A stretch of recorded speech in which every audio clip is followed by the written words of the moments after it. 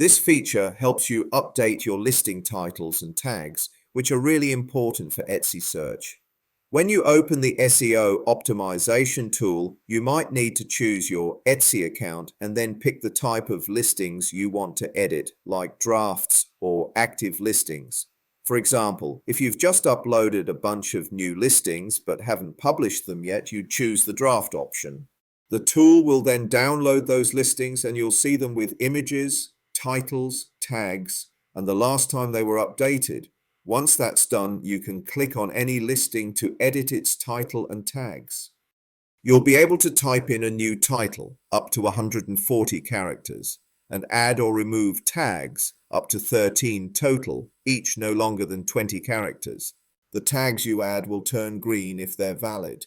If you have too many, the tool will show you how many you've added and let you fix it.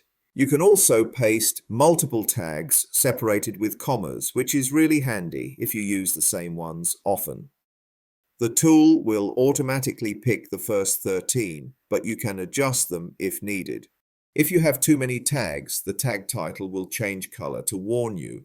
Once everything looks good, you just click Save, wait a moment, and your listing will be updated with your new SEO info.